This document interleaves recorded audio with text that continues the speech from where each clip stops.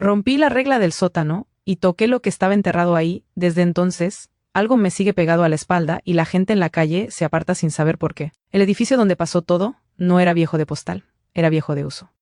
Pasillos con pintura repintada encima de otra pintura, puertas que no cerraban del todo, y ese olor constante a humedad que se quedaba en la ropa. Yo entré ahí por trabajo, por algo que se suponía aburrido, revisar inventario y coordinar un traslado de archivos a un depósito más grande. Los primeros días fueron normales, de esos en los que uno aprende el ruido del lugar. Había un vigilante que fumaba en la entrada, una señora de limpieza que se quejaba del agua fría y un encargado de mantenimiento que siempre estaba de mal humor porque nadie respetaba nada. Yo hacía lo mío, firmaba papeles, etiquetaba cajas, trataba de no estorbar. El sótano no era parte de mi ruta. Se llegaba por una escalera angosta detrás de una puerta metálica con un letrero que decía acceso restringido. Debajo un papel más chico que parecía puesto por alguien cansado con una regla escrita a mano, no pasar la línea de cal. No decía por qué. Solo eso. La primera vez que lo vi, pensé que era una exageración, para asustar a los nuevos. En todos los lugares hay reglas así, cosas que la gente repite porque sí, como si con eso controlaran el caos. El encargado de mantenimiento, Mauro, me vio leyendo el papel y me dijo, sin detenerse, que esa línea no era un chiste, que el sótano era de ellos y que yo no tenía nada que hacer ahí. A la semana ya había una razón logística para bajar. Faltaban cajas en el conteo y alguien juraba que estaban en el nivel inferior, que antes se usaba para almacenar muebles y cosas fuera de catálogo. Yo no quería discutir, solo quería cerrar el inventario, así que pedí llave, firmé el registro y bajé con una lámpara y guantes.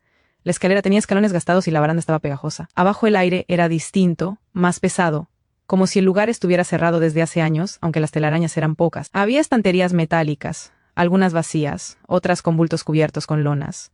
Y en el suelo, cruzando el pasillo principal, estaba la línea de cal. No era una línea improvisada, era ancha y pareja, como hecha con intención. Tenía marcas de dedos en ciertos tramos, como si alguien la hubiera reforzado con la mano. Del otro lado, la lámpara iluminaba una zona más oscura, aunque la luz era la misma. Ahí había un montón de tierra suelta junto a una pared como un parche en el piso, y al lado una caja de madera sin etiqueta. Yo me quedé antes de la cal. Recuerdo que pensé en Mauro, en su cara de fastidio, y en la señora de limpieza diciendo que en el sótano no se barría porque nadie quería entrar. También pensé en el inventario, en lo fácil que sería mirar, anotar y salir. Di un paso y pisé la cal con la punta del zapato, como si eso no contara. No pasó nada en ese instante y eso fue lo peor, porque me dio permiso. Crucé, sentí el polvo blanco pegarse a la suela y me acerqué a la caja. Estaba dada con un broche oxidado, y tenía una cuerda enrollada alrededor, no para cargarla, sino como si la cuerda estuviera ahí para mantener algo adentro. La abrí con cuidado, usando la lámpara para ver. Había un bulto envuelto en tela oscura, como una manta vieja, y alrededor habían puesto sal en grumos, no de cocina, algo más grueso. Al tocar la tela sentí humedad, como si el bulto estuviera tibio. No era calor de ambiente, era un calor que venía de adentro. Mi error fue ese, tocar. Pensé en guantes, en contaminación, en objetos dañados, en protocolos, y aún así lo toqué con los dedos porque quería saber qué era. La tela se pegó un poco, como si estuviera aceitada. Tiré suave y se despegó con un sonido seco. No vi una cara ni una forma clara.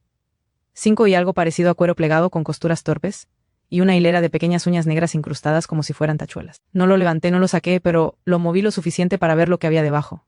Y debajo había tierra, y en la tierra había cabello. Me fui rápido. Cerré la caja, sin acomodar la tela, sin reponer la sal como estaba, sin volver a trazar la cal que había borrado con mi zapato. Subí las escaleras sintiendo el aire en la garganta como cuando sales de un lugar muy frío.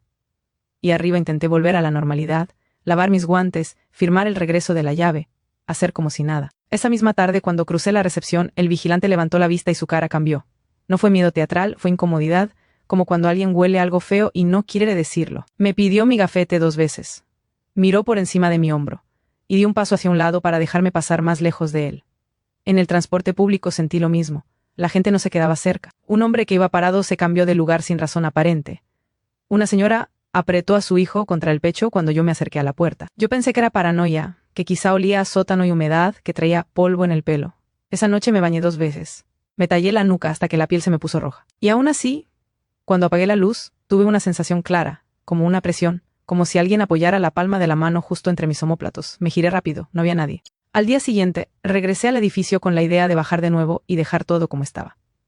Era una decisión práctica, arreglar el error, cerrar el asunto, pero en cuanto puse un pie en el pasillo del sótano, la sensación de presión en la espalda aumentó, como si algo se acomodara mejor.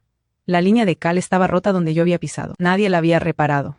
Y aún así, en el borde de la línea, vi un rastro más oscuro, como si el polvo blanco hubiera sido manchado con agua. Me quedé quieta. Escuché, y desde el fondo del sótano llegó un sonido que no era un paso, era un arrastre lento, como tela pesada sobre concreto.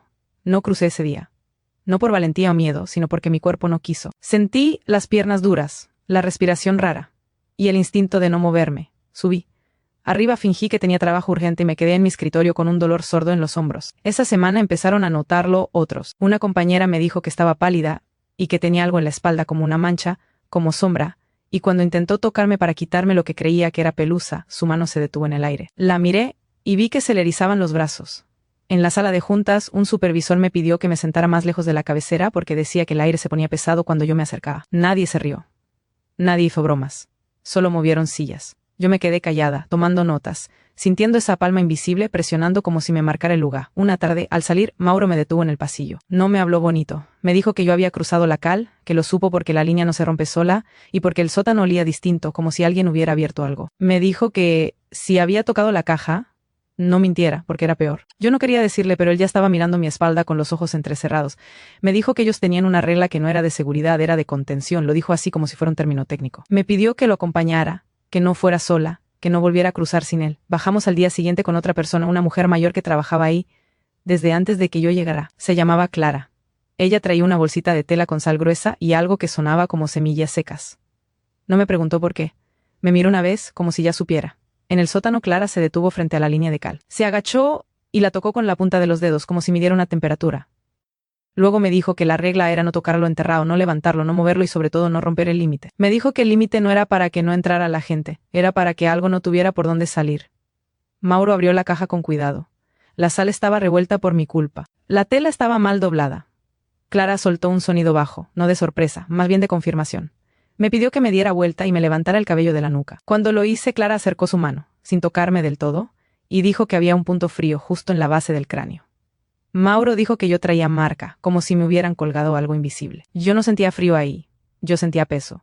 Clara empezó un ritual sin teatralidad, no hizo símbolos grandes ni rezos largos, puso sal en la línea de cal para cerrarla, y con las semillas secas fue dejando pequeños montones alrededor de la caja.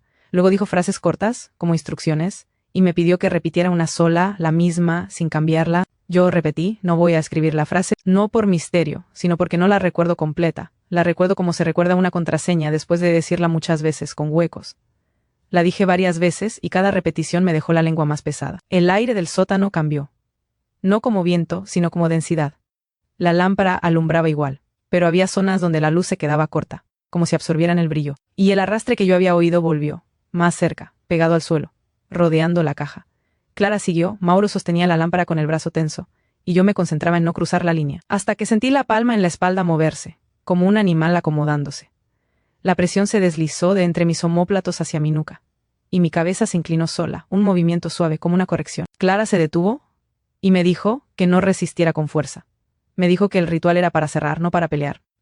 Me pidió que respirara y que siguiera repitiendo. Yo lo hice, y mientras lo hacía, mis pies dieron un paso hacia la línea de cal, sin que yo lo decidiera. Mauro me sujetó del brazo, sentí su mano caliente, su apretón real, y aún así mi cuerpo quería avanzar. Clara dijo la frase final, una sola vez, como quien cierra una puerta, y en ese momento la presión en mi espalda se volvió un peso completo, como si alguien se recostara encima de mí. La caja se movió. No se volcó, no se abrió. Solo se deslizó un par de centímetros, lo suficiente para que todos lo viéramos. Mauro soltó un insulto en voz baja. Clara no se alteró, solo apretó la bolsita de tela contra su pecho. Yo pensé que ese era el punto en que algo se iba a ir, en que el ritual iba a sacarlo. Lo que pasó fue al revés. La sensación de peso no se alivió, se fijó. Fue como cuando una venda se seca y se pega a la piel, ya no es algo que puedas levantar sin arrancarte. Subimos y Clara me dijo que no volviera a estar sola en lugares cerrados. Me dijo que durmiera con la espalda pegada a una pared, que no dejara la puerta del baño entreabierta, que evitara espejos en pasillos. No lo dijo como consejos supersticiosos, lo dijo como quien enumera puntos de seguridad en una fábrica. Los días siguientes fueron peores porque la gente lo veía. En la oficina, alguien dejó de saludarme de cerca. En la calle, un perro me gruñó sin motivo y su dueño lo jaló como si hubiera visto algo en el aire. En una tienda, un niño se quedó mirándome fijo y luego le dijo a su mamá que yo traía a alguien cargando. Yo también lo sentía más. No era una presencia que aparecía y desaparecía, era una insistencia. Si yo me sentaba, sentía que alguien se acomodaba conmigo. Si yo me inclinaba para atarme la agujeta, la presión en la nuca guiaba el movimiento, como si me pusieran la cabeza en el ángulo correcto. Una noche me levanté al baño y al verme en el espejo noté algo que no estaba el día anterior. Tenía marcas en los hombros, como huellas de dedos, pero no eran moretones redondos, eran líneas finas, como si uñas pequeñas se hubieran clavado con paciencia. Me puse una camisa de cuello alto al día siguiente, aunque hacía calor. Intenté alejarme del edificio, pedí cambio de asignación, dije que era por carga de trabajo. Me lo concedieron. Pasé semanas sin volver, y aún así la palma en mi espalda seguía ahí. La gente seguía apartándose. Era como si el lugar ya no importara porque lo que había tocado se había venido conmigo. La pieza que me rompió la última esperanza fue algo simple. Fui a visitar a mi hermana. Estábamos en su cocina, hablando de cosas normales, y ella se detuvo a mitad de una frase porque escuchó pasos detrás de mí. Me miró por encima del hombro y me preguntó quién había entrado. No había entrado nadie. La puerta estaba cerrada con llave. Yo me quedé quieta. Ella insistió. Dijo que oyó claro un arrastre y un golpe suave, como cuando alguien apoya la mano en una mesa para sostenerse. La cara se le puso dura, no de miedo dramatizado, de alerta.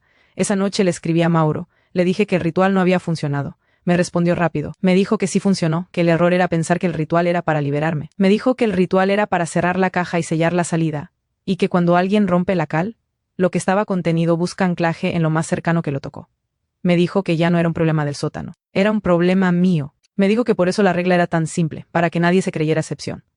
Quise regresar con Clara, pedir otra cosa, otro cierre. Mauro me dijo que Clara no volvía a hacer rituales 2 veces por la misma persona, que eso solo afianzaba la unión. Me dijo que ellos aprendieron eso con otros antes, con gente que terminó sin poder dormir boca abajo, con gente que empezó a hablar con una voz que no era la suya cuando estaban cansados. Yo no necesitaba que me lo describieran, porque empecé a notarlo en mí. Una madrugada me desperté con la mandíbula apretada y la lengua fuera de lugar, como si hubiera estado repitiendo algo en sueños. Sentí el peso completo sobre mi espalda, tan real que tuve que apoyar las manos en el colchón para incorporarme. Me di cuenta de que mi respiración no estaba sola. No era un sonido en el cuarto, una respiración sincronizada conmigo, como si compartiéramos el mismo ritmo. Cuando intenté contener el aire, mis pulmones se llenaron igual, obligados. Al final dejé de pelear con fuerza porque pelear me dejaba peor. Empecé a moverme, como la presión quería, a dormir con pared, a evitar espacios donde alguien pudiera ponerse detrás de mí sin que yo lo notara. La gente interpreta eso como rareza, como manías. No saben que no es para estar tranquila, es para no darles un ángulo. La última vez que intenté ignorarlo fue en un elevador lleno. Iba apretada entre 2 personas, sosteniendo mi bolso. Sentí de pronto que mi hombro derecho se elevaba solo, como si alguien lo levantara desde atrás. Mi cabeza se giró hacia la puerta, aunque yo no quería ver. Una señora me miró con asco, como si yo hubiera hecho algo indecente. Cuando se abrieron las puertas, nadie quiso salir junto conmigo. Me dejaron un espacio, una distancia limpia, como si yo cargara algo que pudiera rozarlos. Yo caminé sin voltear porque sabía que si volteaba iba a sentir la palma cambiando de lugar, ajustándome otra vez. Esa noche, sola en mi habitación, me senté en el borde de la cama con la espalda pegada a la pared. Me quedé ahí hasta que me dolió la columna. Y cuando por fin apagué la luz, el peso se acomodó, como si estuviera satisfecho con el sitio que le di. Esa fue la primera vez que entendí que no se había quedado en mi espalda por accidente, se había quedado porque ya era su lugar. Si alguna parte de esta historia te resultó familiar, puedes comentarlo abajo o contar tu experiencia. Suscribirte y activar la campanita es la mejor forma de no perderte las próximas historias. En la descripción encontrarás enlaces a otros canales de nuestra familia, cada uno con su propia temática.